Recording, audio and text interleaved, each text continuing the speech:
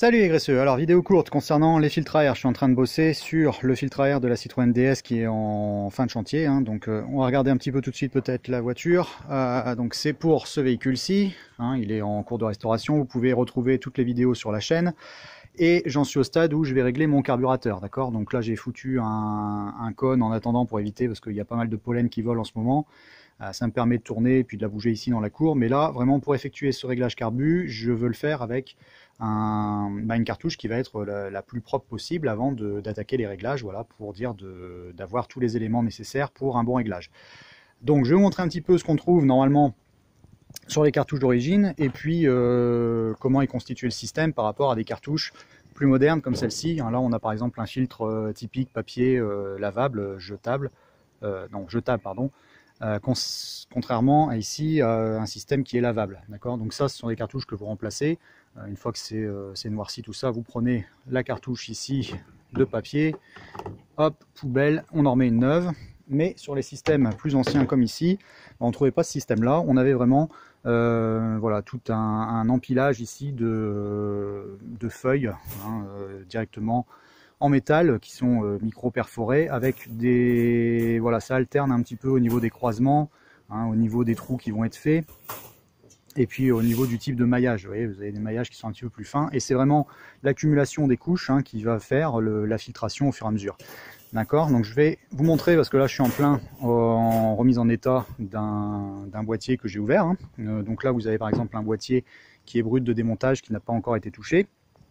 Et pourquoi je vous parle de ça? Parce que ce sont des véhicules qui ont quand même, voilà, les derniers modèles c'était 75, donc ce sont des véhicules qui ont 45-50 ans de minimum derrière eux.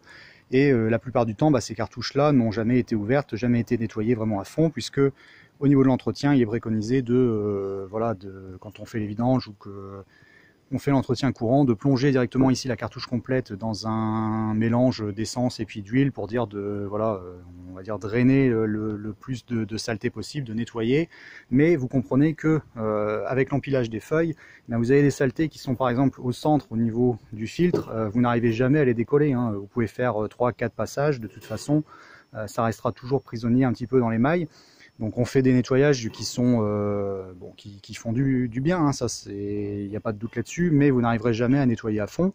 Et donc moi qui suis sur une remise en état complète, et puis un véhicule où j'ai pas trop d'historique et je suis reparti avec beaucoup de pièces neuves au niveau équipage mobile, moteur, chemise piston, tout ça, j'en profite pour tout ouvrir au minimum une fois, et puis voilà, dans 100 000 km peut-être que je le referai.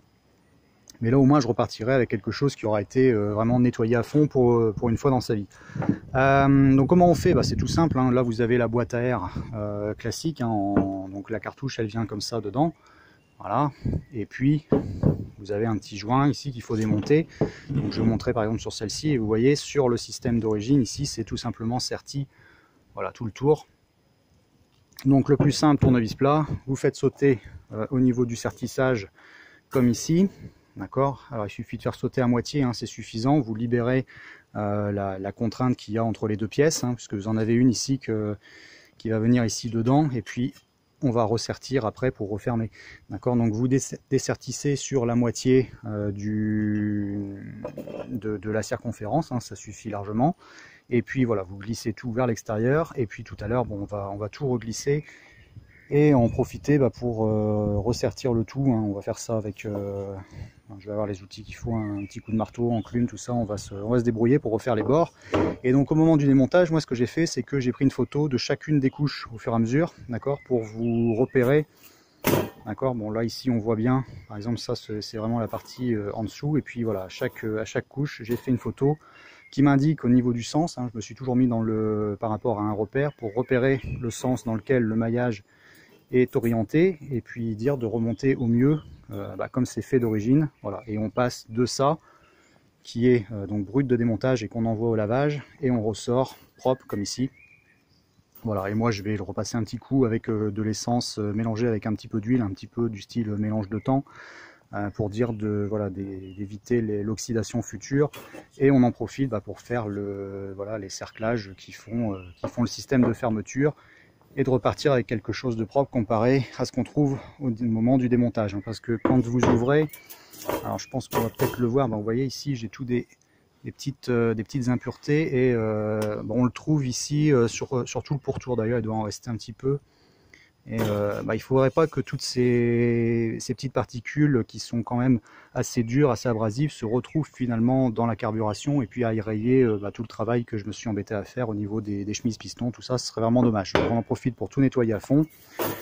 Voilà, petite vidéo très courte, hein, mais ça vous incitera peut-être à ouvrir ces gamelles. Il n'y a rien de vraiment très compliqué. Soyez juste assez méticuleux pour dire de ne pas flinguer directement le tour complet, hein, ça serait vraiment dommage parce que bon, c'est certi, c'est assez fin quand même, et la tôle est résistante, hein, donc voilà, sertissage, il n'y a pas beaucoup de prise, mais bon, vous n'êtes pas à la pièce, vous prenez le temps, vous prenez 1 heure et vous le faites. Je pense que de toute façon vous allez trouver des choses assez crades, hein, ça mérite un bon petit nettoyage depuis le temps. Et puis on sera tranquille pendant un moment parce que c'est pas avec le nombre de kilomètres qu'on fait chacun tous les ans qu'on va le ressalir très vite. Et puis après voilà, l'entretien courant, moi je ferai simplement l'entretien comme c'est préconisé avec un bain d'essence et puis relaver plusieurs fois, et ce à chaque vidange. Voilà, donc j'espère que ça vous sera utile. On se retrouve quand ça tourne. A plus les graisseux, ciao.